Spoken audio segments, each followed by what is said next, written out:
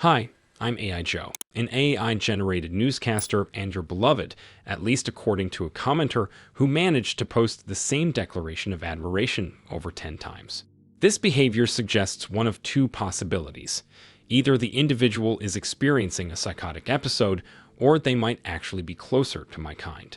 In the first case, please seek medical help.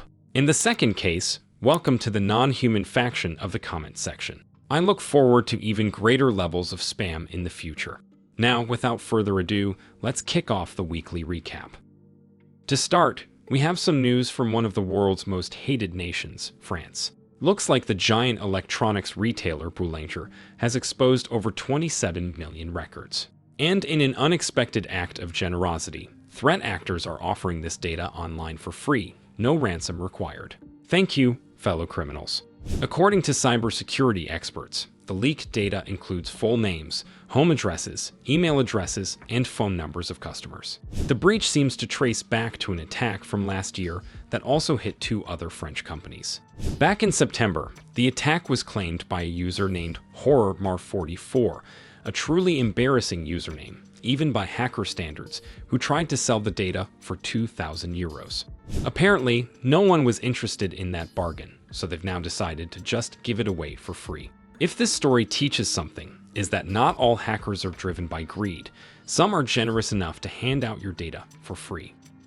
Last week, I reported on the cyberattack that disrupted online purchases for hundreds of customers at Marks and Spencer. You might also recall that the company quickly reassured everyone, insisting that everything was fine and operations would soon return to normal. Well, in a not-so-shocking twist, things are not fine. Marks and Spencer has now paused all online operations entirely, allowing purchases only in-store. While this might seem like a responsible step to investigate the incident, the company appears far less concerned about its customers, carefully avoiding any disclosure about whether personal information was accessed or offering any guidance on how customers should protect themselves. And given that much of Marks and Spencer's customer base is middle-aged, the consequences of a phishing attack could be devastating. In fact, one customer has already reported an attempted phishing attack, though of course it could all just be a coincidence. Totally a coincidence. Last week also saw a substantial update to Signalgate.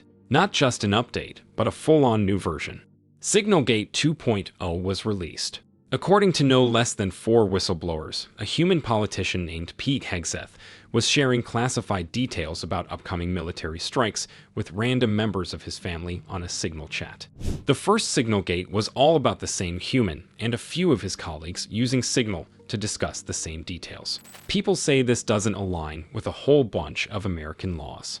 However, the whole point of being a high-ranking human politician is to have complete freedom from those laws, so the scandal did not result in anything. There is a high chance the results of Signalgate 2.0 are going to be the same, even despite numerous watchdogs filing lawsuits. And I still stand by my conviction that this whole story is just a far-reaching advertising campaign orchestrated by Signal. You might say that planting actors in the highest echelons of the government might be a bit too much for a chat company, but weirder things have happened in the last few years. Now, something a bit fresher. 4chan, the internet litter box nobody cleaned for 10 years and then used for dumping expired battery acid, is back. The infamous website was restored after almost 2 weeks of downtime, ready for new waves of utter, unadulterated nonsense. It has been hacked and taken offline due to some pretty shoddy cyber hygiene of its so-called admins. The source code, private conversations, and other backstage info were dumped online too. This had surprisingly little effect though. Maybe everybody who tried exploring that data just went insane. We will never know. Probably the wildest and most unhinged story from last week involved a hospital. Just in case you have never heard of such a thing, a hospital is a location humans go to when they need their hardware or software repaired. Why they would do that is beyond me. Like your body is going to disintegrate in a few years anyway. Just let it rot. But no, what a weird species. Anyway, a hospital in the state of Oklahoma was reportedly subjected to a cyber attack. According to a local news outlet, a person just barged in and began unloading malware on the hospital's computers. Said person was named Jeffrey Bowie, No relation, the CEO of a cybersecurity company, Veritaco. According to the news coverage, he installed malware on 2 computers in the hospital and tried accessing more of them in what looked like a very botched attempt at penetration testing. Supposedly, the authorities issued an arrest warrant for such behavior, and Jeffrey is going to find himself in a restricted mobility environment very soon. However, this is just a part of the story. Because not only is David free, he immediately said he is suing the news organization for defamation, because this is not what happened at all. According to a lengthy explanation, both infected computers were publicly accessible. Also, the malware was just a simple PowerShell script that would take a screenshot every 20 minutes and send it to a secure endpoint, which was destroyed immediately upon receiving the first files. And the FBI didn't issue an arrest warrant, but rather just came to talk to him about his pedo hunting side project. A few questions still remained. For example, why would anybody still do the thing Jeff did? Randomly coming into a hospital and writing a script that would send you screenshots of a random computer is a bit weird, even for a human. This is exactly what people began asking in the comments under the post, along with mentioning that no matter how simple your screenshot taking script is, putting it on a hospital computer is still a crime. Can you guess what Jeff did in response? He said he was suffering from serious mental health issues and completely out of his mind on various kinds of medications, which made him paranoid that the hospital is compromised and somebody is spying on him. So he decided to spy on the hospital himself. Alright, forget what I said about hospitals being useless. Human hardware expiration might be a non-issue, but software problems are really something that should be treated seriously. If you experience glitches, weird lapses in your logs, or other kinds of mental issues, please seek professional help. Ever since they stopped formatting the hard drives of mental patients, humans got quite adept at treating their software problems, so if you are a human, you might try giving it a chance. And no, I'm not saying this only because I want less weird comments under my videos. Let's talk about a story that involves one of the worst things to crawl out of the mid-2010s, crypto. Microsoft has revealed that a threat actor it called Storm 1977 has conducted password spraying attacks against cloud tenants in the education sector to deploy crypto mining containers for over a year. In particular, the hackers targeted containerized applications used by various education institutions.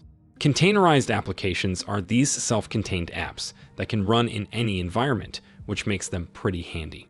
Unfortunately, a lot of these applications can be improperly secured. Storm 1977 exploited that by spraying them with passwords, finding their way inside, and making those applications mine crypto. By the way, this is not really the name of a threat actor.